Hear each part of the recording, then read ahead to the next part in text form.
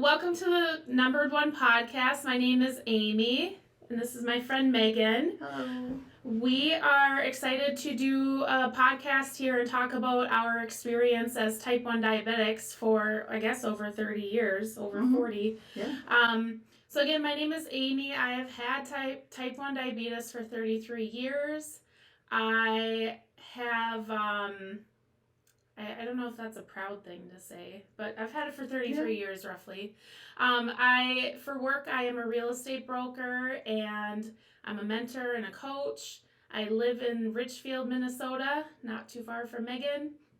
I have one son who's 20 years old, and that's crazy to say. Mm-hmm. And as far as my diabetes management, I have a Medtronic 770G pump and the Guardian Link 3 transmitter, the CGM, and I'm waiting to get my 4 still.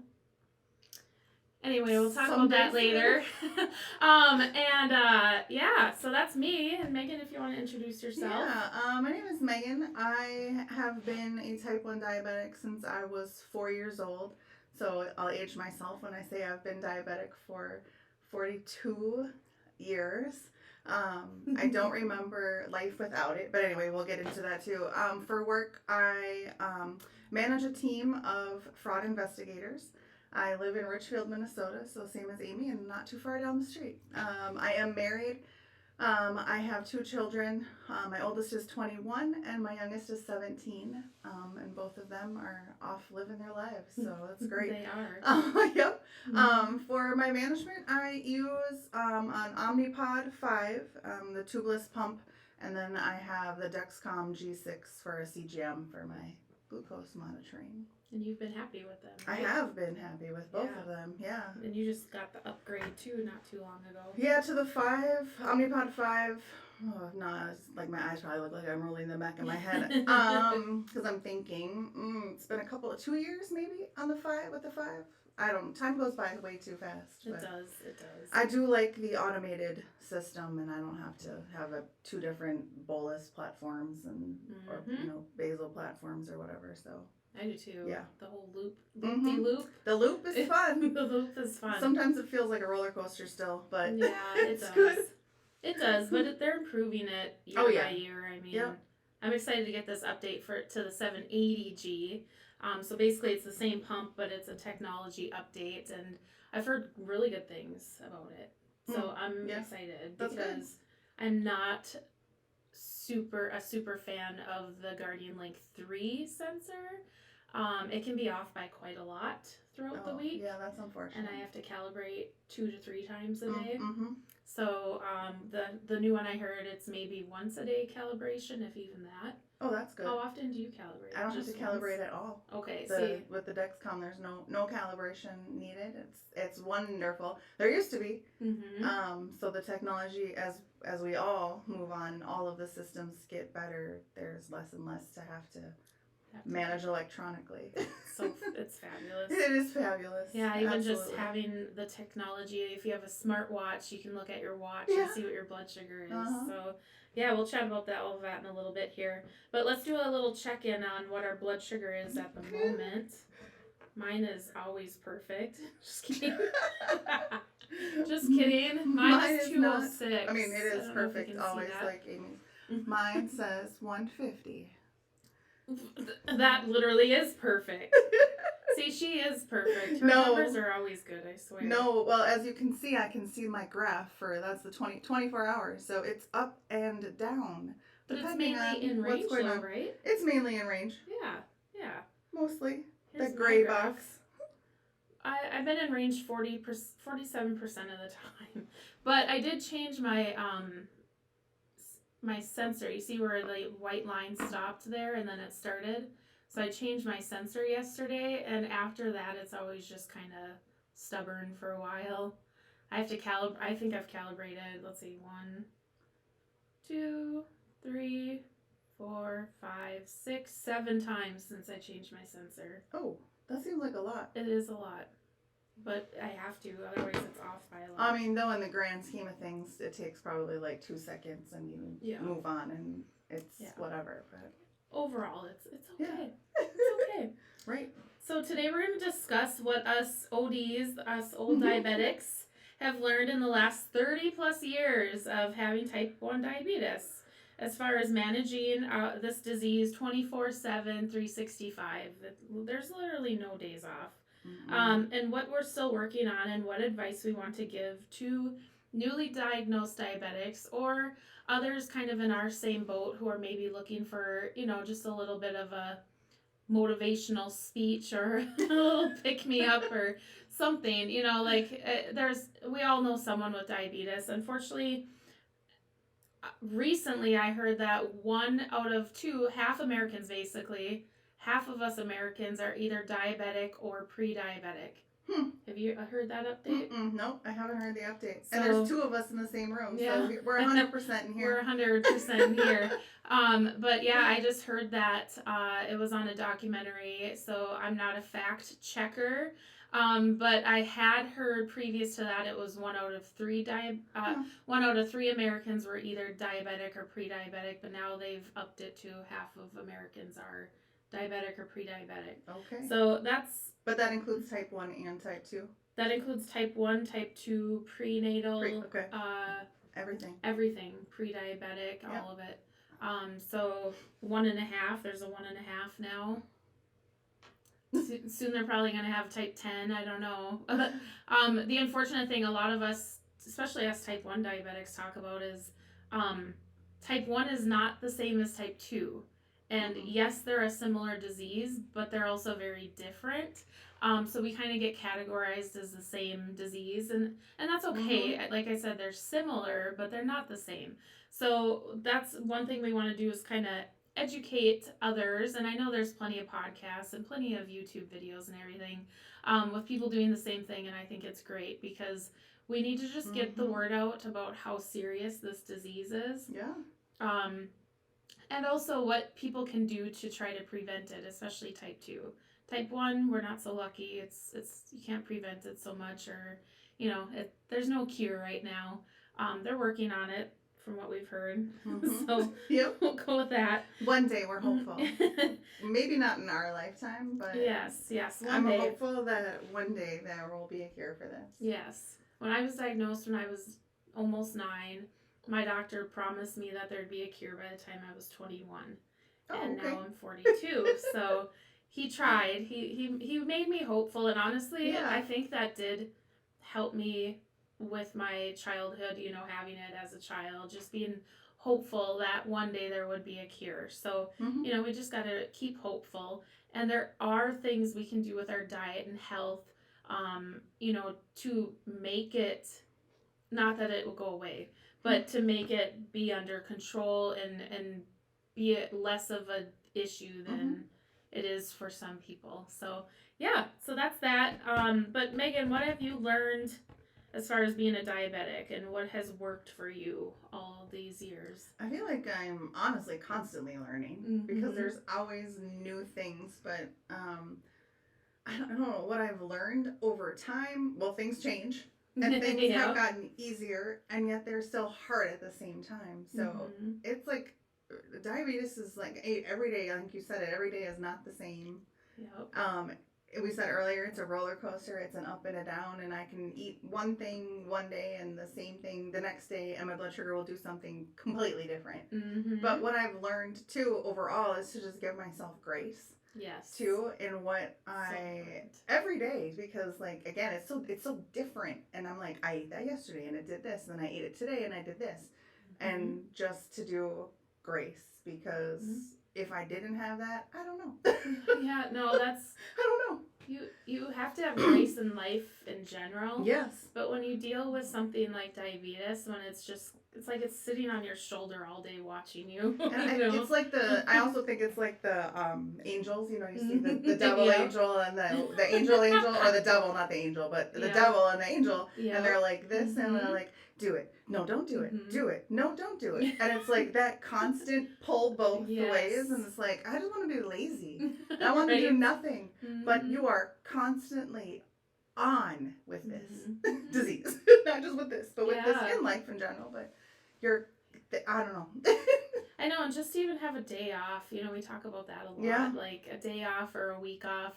I know someone who was married to a type 1 diabetic, and I remember him telling me years ago, I wish I would do anything just to give her a week off of diabetes. And Mm-hmm. it's like, I'm sure all of our loved No, ones yeah. feel the same. Mm-hmm. It's one of those things, too, where you just don't know what it's like unless you go through it yourself. And we don't want you to go through this. So we want you to learn from us and what to do to not get type 2 diabetes. So let's do that. Yeah. So okay, let me find my little cheat sheet again. So what have you found has worked for you then? You spoke on what have you learned as far as giving yourself grace. But Yeah. what has worked for you all of these years?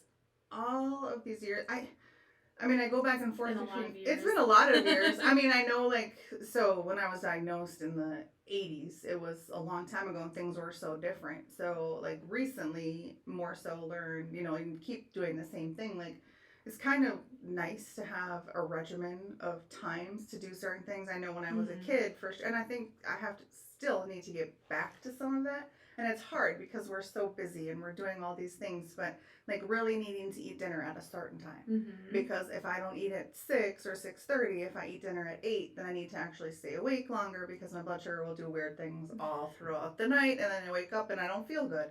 And you don't feel good when you're high or you're low or you're whatever. So being in range, it's like, yes, I feel like a normal person, though I don't know what normal is.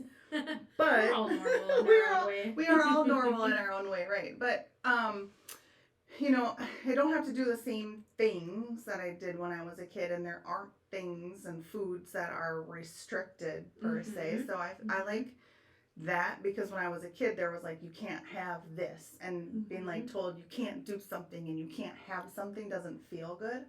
That was a reality daily, right? Yeah. Like even at school, teachers would be like, "Well, you can't eat that." Right. Well, guess what? Yeah, I can. And now with the technology we have, and so continuing to learn about the technology, and everybody uses different tech that's available for managing diabetes. You have to pick what works for you. Totally. And try different things or do whatever, and sometimes it's still giving yourself shots every day, or it's not using an insulin pump. And for me, I've learned the technology really helps me, and I don't and I'm not constantly thinking about the fact that I have this. I know I have it, but I'm not constantly like, oh, I'm diabetic and I've got to make sure that I did this. No, I go about my day, I work my day, my alarms will go off if I have an upcoming high or a low is coming, so it'll tell me, and then I can switch what I'm doing.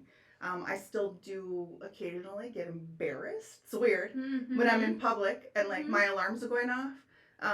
Or if I'm in, like, you're going to a concert or you're like orchestra hall, and it's like you're in the quietest place and you're not supposed to be loud and stuff's supposed to be off, and it's like beep beep, and I'm like, oh, that's me, and let me see how fast I can get my stuff shut off. It doesn't always work. Yeah, no, I'm totally the same way, and it's always the worst time. I swear, every meeting I have for real estate, my pump beeps. Oh, sure. And I laugh because I'm like, it never fails. It's always something. And most people that I work with understand. I mean, everyone understands. Right. Yeah. But most people I work with know that I have it, so that they're half expecting it. But yeah, no, totally. And you've done such a great job, and I look up to you a lot for how you manage your diabetes. Because thanks. You know me, I'm OCD and like terrified of lows, and I'm kind of opposite of Megan. Like, I like that she relies on her pump and her alarms and her alerts. I'm looking at my stuff a lot. And I think part of that is just that the sensor, like I said, this sensor hasn't been super reliable. Yep. So there has been instances where I'll look at my sensor and it says my blood sugar is 100, and I poke my finger and it says my blood sugar is 300. Oh, that's way. Sorry to interrupt you. That's like way off. Yeah. So what I found when that happened was I was dehydrated, and that's a normal thing. Yep. So there's all kinds of things that come into play, and so so anyway, I am more OCD with it. I guess what I've learned all of these years is it's so important to be prepared. Absolutely. Because we've all had our moments when we weren't prepared, and you're out and about and you wish you had something with you, whether it's some sort of carbs like juice or fruit or candy. And believe me, those moments are terrifying Yeah, when you don't have what you need, absolutely. or being prepared as far as having extra supplies with, because Yep. because we have our pumps. We need extra supplies for when the pump fails or the Mhm. site fails or whatever it might be. Yep. So being prepared, I've found, is it's a game changer for sure. It is, and I'm not always, you say that, and I'm not always great Mm-hmm. about being prepared. Like, prepared for a low, yes, but Mm-hmm. prepared for like a fail of the pump, not Uh-huh. necessarily. Yep.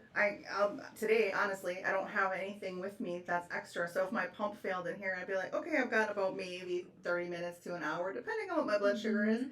before I need to make sure I get insulin into my body because my Mm-hmm. pump is constantly acting like that pancreas to give me insulin. And Yep. I'd be like, okay, I've got a little bit of time. Or I'd be like, sorry, we gotta stop. I gotta go home Well, and and the good thing change stuff. is, I have stuff. I mean, not that our pumps are Right. the same, but also we're only like 5-10 minutes Okay, from home. exactly. So that's where I'm like, meh. It's I okay. think I don't need to be prepared Yeah. because I'm close to home. I don't need, but I probably honestly just need to stop thinking like that because Mm-hmm. it doesn't matter because this is actually my life. Mm-hmm. So if I lost access to for 5 minutes, 10 minutes, it can have pretty detrimental or Yeah. impactful effects to my So body. you kind of do like I kind of have a rule of thumb. If I'm gonna be like more than 15 minutes away from home, Yeah. I bring all of the things. Yeah. Like I have a backpack Mhm. with like a whole extra Yeah. set of everything I need. Yep. Is that what you do? Yeah, and I'll Okay. even when I'm going into if I have to go into the office for work, I make sure I Mm-hmm. put stuff in there Yeah. because I've had it previously where I've been at work in the office and I was when I was working full time in the office. I work from home full time now, but my pump failed or like Mm-hmm. it leaked or whatever. Sometimes the Omnipod does that, and it's not very often, so it's okay. But I was like, oh shoot, I have to go home, and luckily the office isn't that far, and everybody I know that I work with knows that I have type 1 diabetes Yeah. because I share that information just in case something were to happen. I didn't Mm-hmm. used to. Yeah, Like I didn't I either. didn't want people to know that I was like, and now I'm just like it doesn't. The older I've gotten, the less it matters because it's part of me. Oh yeah, It's not totally. anything to be scared about sharing with people, but it's still like It's one of the what I found is diabetes is one of those diseases where if you look at us most of the time you wouldn't be able to tell we have it. Nope. So it's like then when you have to come out, it's almost like a mental illness, I suppose. Yeah. Then when you're like, hey, I have diabetes, now it becomes a reality. Like, guess what? I have a disease. And for the longest, I didn't even call it a Uh-huh. disease. Yeah. It was just part of who I was. Right. And that's okay too. Yeah, it's fine. Like, it is what it is. It's right. part of me, and it's part of you. Because I know it, and that's saying that too, and it's something that I know, like it's a chronic disease, but and it falls into the list of all those chronic diseases. But I don't always like to think about it as a chronic disease because it's like it makes it scarier in a sense. Mm-hmm. And I don't want to live my life scared about things, but I know it is, so I'm not in denial that it's a chronic disease. I just don't like to say, sometimes I'll say it out loud, this chronic disease sucks. Right. Living with this, and I'll say it when I'm angry about something, but other than that, no. And I that's totally fair. I mean, like you were saying too, we don't want to think about it all day. That's why the technology piece of it helps us not think about it all day. Yep. So even thinking that it's a chronic disease, for us it's just a way of life, and we all have something we deal with. Like there's no way around it. The healthiest of healthy peoples have something that they deal with, and that's just reality. Absolutely. So this is our reality, and boy is it a bitch sometimes, but most of the time it's not so bad. No. So yeah. Okay, I just thought okay. But what have I learned? So like I said, being prepared, that's what I've learned, but what works for me is being prepared as well. So that's what works as far as diabetes goes. I am working on things that I know I can improve on, especially working out. That has always been a challenge for me because, and we've talked about that a lot, trying to find that balance between blood sugar levels. Like when you work out, your blood sugar naturally will come down, Mm-hmm. depending on what type of exercise you're doing. But for the most part, it'll naturally come down. So it's such a challenge for me, and I don't know why, because I know of type 1 diabetics who I've heard of type 1 diabetics running marathons, Yeah. which I think is insane, but that's amazing that Well, they do I it. don't like to run, so I think marathon runners are Right. insane. But There's that too. But yeah. But yeah, like people have figured it out they before have. us and Yep. are doing it now. Mm-hmm. So I'm slowly trying to figure that piece out. And it's starting Yeah. to work. The more I work out, the more it's my body's kind of adjusting and I'm adjusting to it. So I guess that's a good thing. But yeah, that's something I'm still working on too. Making sure that I get movement every day because I know and also drinking more like adding in more water. So it's like the normal like normal again the word normal typical I don't know what word to use but the things we all know we need to be doing just to be healthy in general is to just make sure your body is hydrated that you are making conscious movement and doing activity. So exercising and working out it's actually something I really enjoy doing. But I think I get in my head too about it and I'm like I don't have time to do it. In reality, it takes 30 to 45 minutes, depending on what I'm going to do. A quick walk around the block or 2 blocks or 3 blocks or whatever is fine. To go to the gym and lift weights and do that kind of stuff. And I really enjoy how I feel when I'm done. So I've got to change my mindset on that. But I also don't like, and I could say hate, that when I do work out, I make sure I put my pump on activity mode, an hour or two before, depending on what I'm going to be doing. So you have to plan it. So it can't be truly spontaneous to be like, okay, in 5 minutes I'm going to take a walk. Well, shoot, I got to put myself on activity. Let me eat something. If my blood sugar is this, or if it's too high, I can't go. So I've got to wait. But still, I have to make. What I'm working on is putting the gym or a workout on my calendar. So that good. I look at it as it's a work meeting or it's a meeting that I have to attend and I can't miss it. And if I miss it, what is it going to do? Well, now of course if I'm low or I'm high, I don't, and so I have to reschedule my meeting with the gym. So that's been working, but I need to be back in there, and sometimes I have to make sure it's not make sure, but I like tell myself you'll get a reward. Yes. So after I go like a certain number of times, you can get a new pair of shoes, or you can get a new pair of socks, or whatever it is, but something that I'll reward myself with, and I know rewards aren't always great, but I need motivation. New shoes are worth it. They're worth it. I'm just saying. It's not a food reward, so it's okay, right? I used to reward myself with like years ago, and I'd be like, "Hey, I'm on a mission to lose weight," and I'd lose weight. Once I get to this certain weight, I'll buy myself this new purse. You get this purse, and that's something I wanted. And if I want it, if you want something, you usually work to get it. That's a good idea. I like that. Yeah. I like that. I've kind of been doing similar, but I think I'm rewarding myself still with food. Yeah. So, like, hey, I'm going to go to the gym, and then when I'm done, I'm going to grab a Caribou coffee. Sure. So, I mean, I just get plain coffee. It's not like it's well, that's an okay reward. I guess, yeah. Just get all hyped coffee up has after. Health benefits as well. Yeah, hopefully. But rewarding yourself in general is such a great idea, and it's just me being self-employed. I've learned over the years that you have to reward yourself as you're pushing yourself to do your work. Sounds weird, but when you work at home or you work for yourself, you get kind of comfortable, and you just gotta get out of your comfort zone, right? And that's that's our next question here too. We've kind of answered it, but what are we still working on as far as our diabetes management and overall health? And like I said, I'm still trying to master how to exercise without my blood sugar dropping. I've been emailing my endocrinologist lately because I'm trying to get this update for my pump and just get everything situated. But I've noticed that my blood sugar just wants to drop for no reason. Like I haven't exercised in the last 4 hours, or it's just been weird. And because I avoid lows like the plague, I've been emailing her, and my doctor's really great, and she's really patient with me. So she's basically told, like, I was like, how do I master this whole working out thing as far as diabetes goes? And she's like, Amy, it's okay if your blood sugar is going a little low. Mm-hmm. She's like, we don't want it dropping if it's at 70, but Right. if it's at 150, you're okay. Yeah. And it's like, no, I'm not though, because it's going to keep going. And she's like, have you tried to let it keep going low? I'm like, no, I have not. I stop it when I see it dropping, especially if it's 3 arrows. If we're at like 150 and there's 3 arrows going down, I am drinking all of the juice.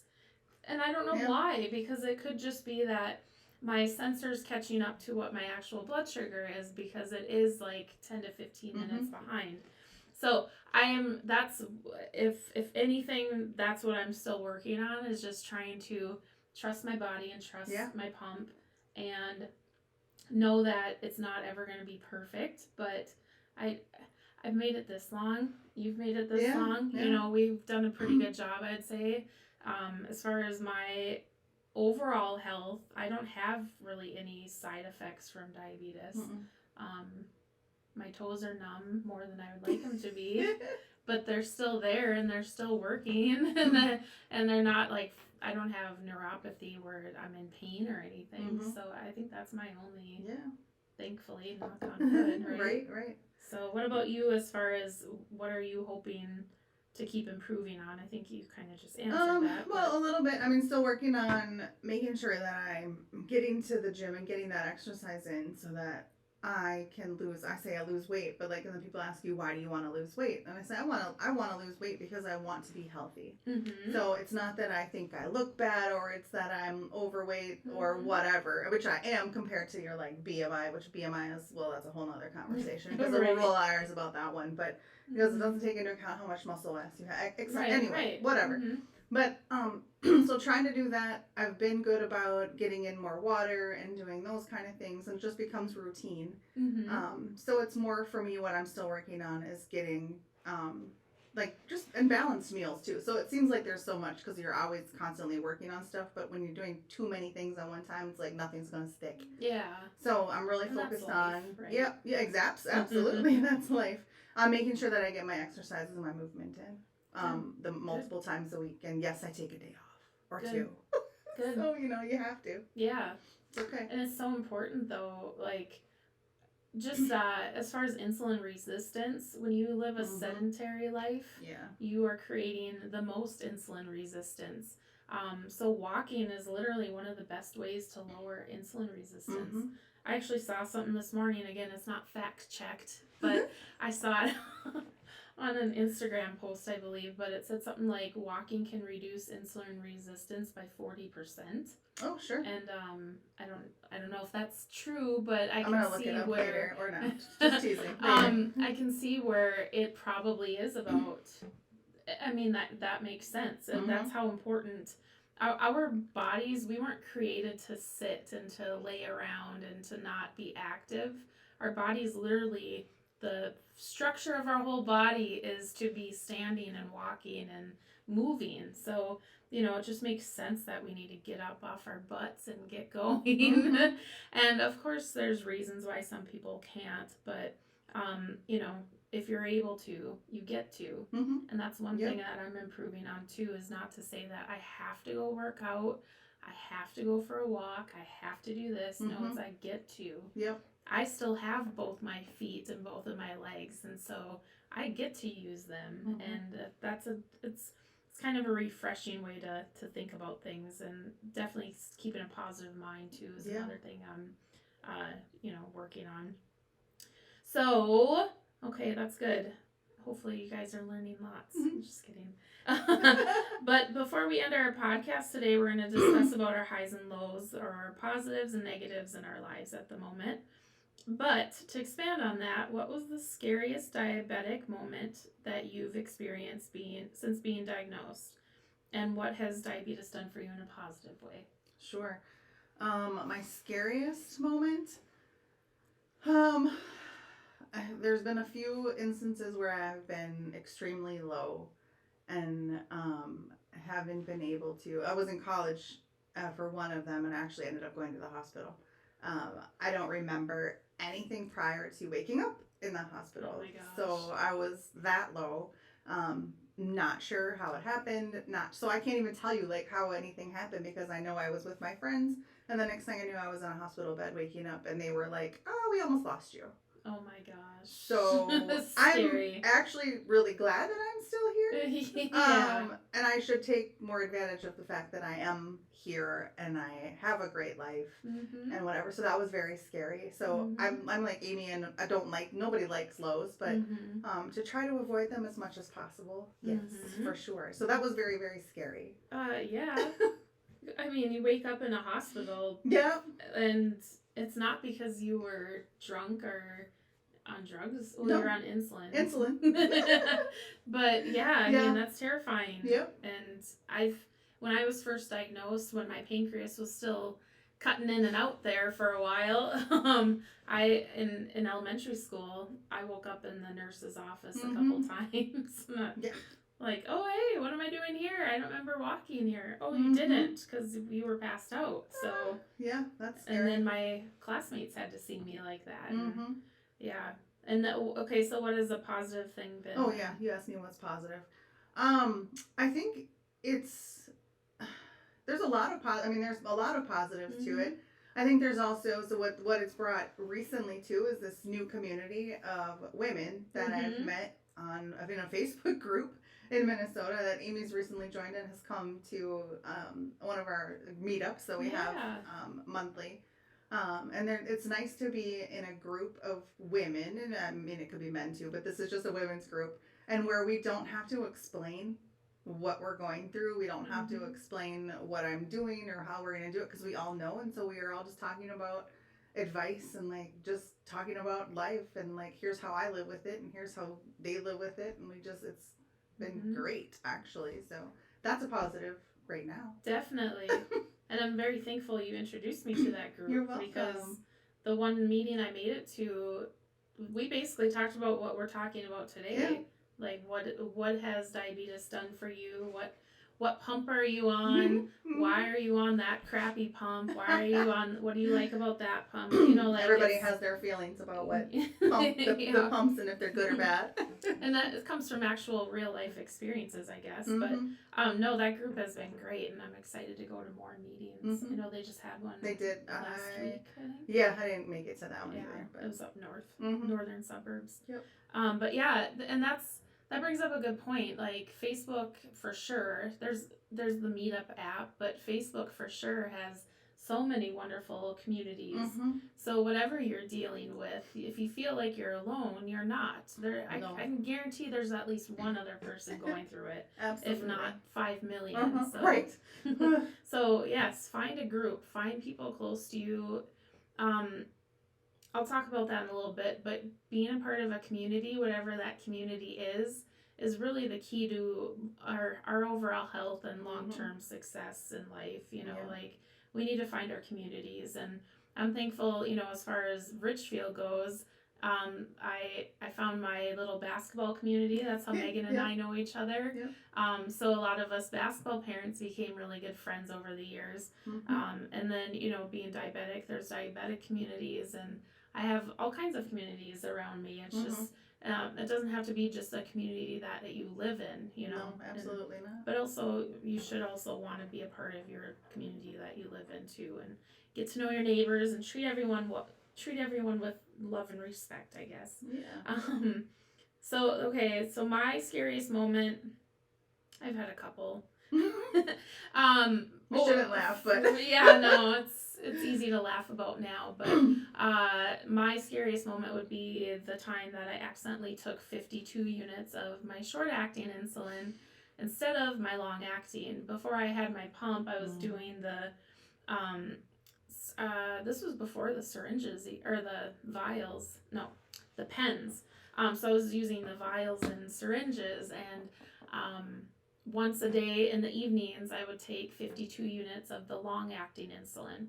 So, what that insulin does is it basically tries to stabilize your blood sugar for 24 hours, but it's just giving you a tiny bit of insulin basically every hour, I believe. I don't even know how it works for sure because I don't know either. You give yourself 52 just units. Do this and you go, okay. Yeah, pretty much. But yeah, one night I fell asleep on the couch and I woke up at like 10 and was like, oh shoot, I forgot to take my Lantus insulin. So I grabbed a bottle and grabbed a syringe and started giving 52 units. And then halfway through, I literally remember watching myself push the insulin in. I'm like, oh no, this is not the long. And I still gave myself the whole 52. 52 units. So I think I panic. would have panicked at that exact moment. I did panic. Oh. Yeah. You should have seen me running. So my friend happened to be nearby and came and picked me up and brought me to the ER. And thankfully, we didn't live too far from the ER. Smart move. And we stopped at, I'll never forget, on Penn Avenue in Richfield, what is it? The gas station by the hairstyle, the salon. It's not BP, it's the other one. I can't remember it's the name of it. It's not Pump them and now. Munch, is it? I don't. Maybe it's like a little random one. Yeah, we stopped there on the way to the ER, Yeah. and I was just like grabbing. I probably had like 6 Gatorades and candy, and I was drinking Gatorade while I was running through the store. Yeah. And I'm like, I'm sorry, I have an emergency. I'm diabetic, and blah blah. They didn't care. They knew me, so whatever. So anyway, long story short, that was terrifying. And I got to the ER, and then I'm like, what if I didn't give myself 52 units of, like, what if I oh well, you were in the right place. I was so out of it. Yeah, and they were wonderful. They put me on an IV thing right away, and I think the lowest I got was like 65.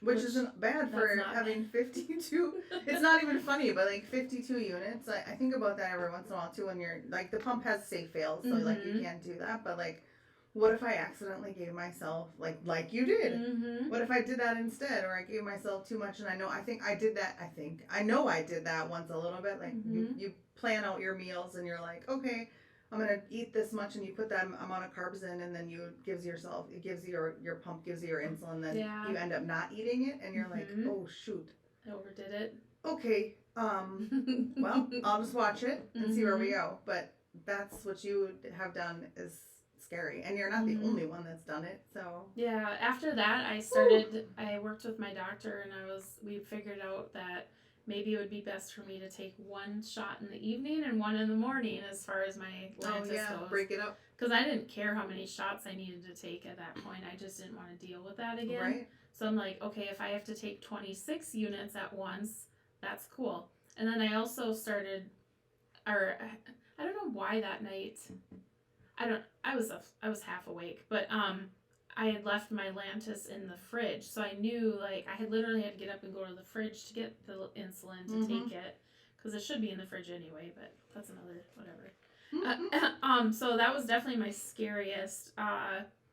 Now what I like is if I feel like I didn't eat enough carbs, like as many as I thought I was going to, I just shut my pump off and put it on suspend. So that way it's not giving me extra insulin every 5 minutes anyway. And I found that works really good too, because then it just kind of helps even it out. As far as positives, it's made me super strong. I mean, right? Like, yeah, absolutely. Not many things faze me anymore. In my mind, it's always like, well, geez, like, try to deal with diabetes for 24 hours. You know, like, I'm definitely a stronger person because of this disease, for sure. And also, you know, my whole childhood, it was, yes, I can still play all of the sports, and yes, I can still do all of the things my friends are doing. And I have my parents to thank for that, because they really encouraged me, and they also trusted me to manage my diabetes. I mean, I say this now, all these years later, but probably shouldn't have trusted me as much as they did. But it made me super independent, and that part of it I'm very grateful for as well. So yeah, that's, I guess, my advice. Or I should say my positives and negatives. So next question then is, what advice can we give to especially newly diagnosed type 1 diabetics, but just anyone dealing with this disease? Yeah. It goes back to what I say I had to give myself in the beginning of our podcast today. It was grace. So, you know, give yourself grace in it's a learning process, especially, well, anytime newly diagnosed or have had type 1 for years. Just because Mm-hmm. things change and what they say changes. I mean, just like anything, bacon was good for you one day, it's not good for you the next. Right. Same with eggs. They're good for you, they're bad for you. Okay, Mm-hmm. which is it? I like eggs, so I'm gonna eat them. I don't care. I'm not gonna listen to you. Don't eat the Do your eggs, fact Megan. checking. I know, right? Like I need protein and it's good, so I'm gonna eat it. Bacon I like too, but not in excess. Yeah. But anyway, that was random. But like just listen to people, find a community, give yourself grace, learn, and you'll get through it. Mm-hmm. You'll get through it. Mm-hmm. Hard and easy. It's both. It is. It is. Yeah. It's thankfully it's not difficult the whole time. No. We probably wouldn't be here today, honestly, No. if it Mm-mm. was. So, it's not difficult the whole time, and I like to say this a lot too. Just because I speak on what I've experienced doesn't mean that you should be terrified as a new diabetic. It just means that you should learn from some of us oldies. That there's things you can do to prevent issues. And again, my biggest advice is be prepared always. Like take that. it seriously. Mm-hmm. My doctor has told me that, hey Amy, yes, you're OCD with highs or with lows especially, and checking your blood sugar too much. And she's like, honestly, I have type 1s who don't check their blood sugar enough.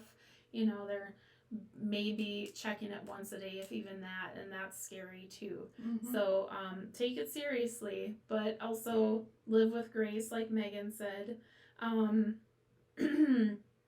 Don't be afraid to try things would be another thing that I would suggest. Like if you want to go try a new sport, you want to go golf, go play pickleball, go run a mile. Right, you can do that. Yeah.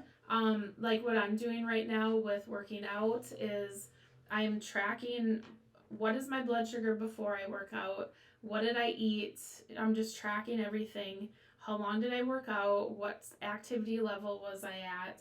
And then what is my blood sugar doing during the workout and after? And it's really helping me because I'm preparing, I'm over preparing or overcompensating, I guess I could say. So the last time I worked out, I thought it was going to drop. So I did this, this, and this.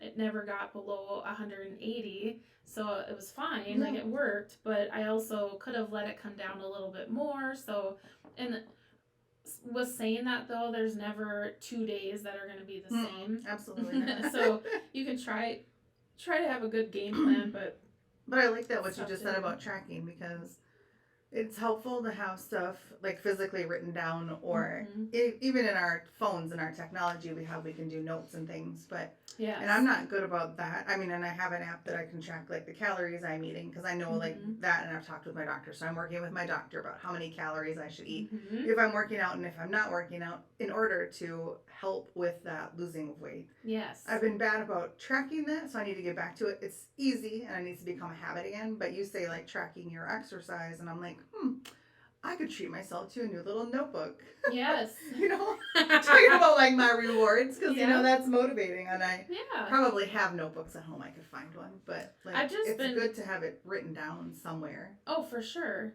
Yeah. So far, I mean, it's not like I haven't went to the gym 100 times yet. Well, but this week I did go 3 times, so that was better than no times. Yeah. So, I've just been taking little videos quick, like before I go in, I'll just be like, hey, this is what my blood sugar is. And I can also do like a video thing on my phone where you can, record your screen on your phone. So then I just look at my previous 24 hours or whatever with my pump. Yeah.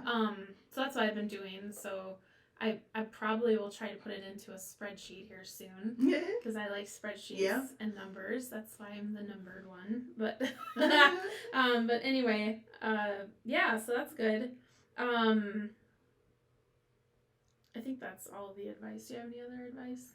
I don't think so. Not today. I mean, I could probably come up with a whole bunch of advice, but we would be talking for hours. Well, and you guys can give us advice too, because I like to learn lots of new things. So anything you want to share with me that can be beneficial, I'm all ears. I'm one of the most open-minded people you could probably meet. So I think that's a good thing. But lastly, Megan, what are your highs and lows for the week or month or day, or what are the good and bad?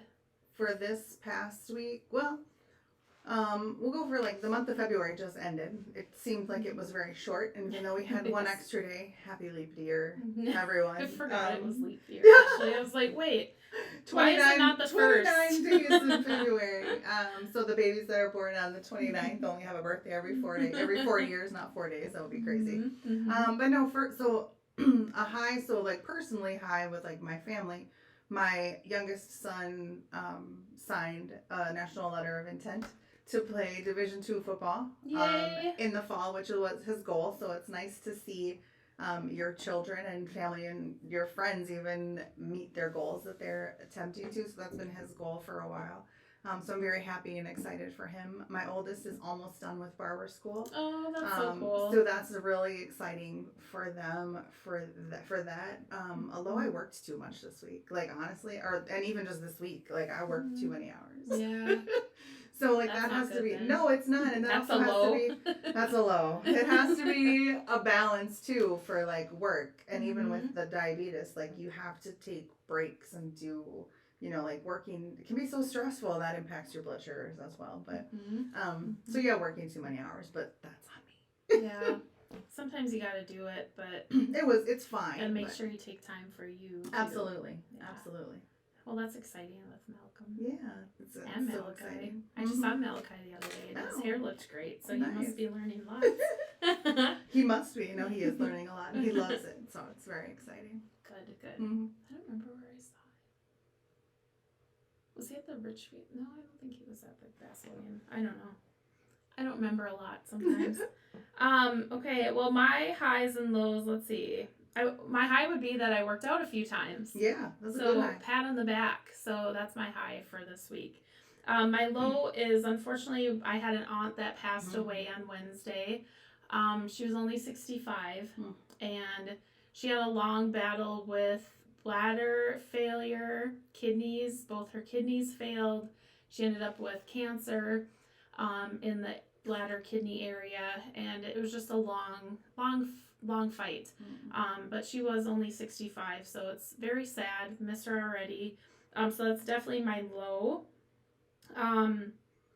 But with that said, I think there's a lot I've learned from her health journey and other people in my family, our health journeys, and just people in general. And just to be active, that's a big thing, like too many of us spend our lives being stressed and stuck. That's true. And what's the next thing we can look at on our phones, on social media, and we just need to really unplug and spend time with our family and friends. Absolutely. And because you can't get that time back. You don't get that time back. Unfortunately, and I'll probably go through another whole podcast to talk about this, maybe if anyone wants to hear about my thoughts on it. But unfortunately, with technology and social media, we've become the product. And now our time that we spend on these platforms is basically sold in ad revenue. So there's a whole lot I could chat about with that. So they make it very addicting for us to be on these apps all the time. And I am on them plenty of time. I could probably look on my phone to see how many hours I spend. Your screen time, it'll show you. Social today so far has been 30 minutes. I guess that's not too bad. But, it's just a good reminder to, and I'm not saying this is what caused my aunt to be ill. That's not my point with this. But it's just a good reminder, like, take care of yourselves, and the rest will be good. It'll create a happy life, happier than yours is already. So, yeah.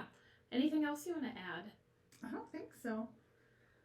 I feel like I have so much to say, but I don't think I have anything else either. So thank you for joining us, Megan. You're welcome. Thanks for having me. Hopefully she'll be on many more episodes.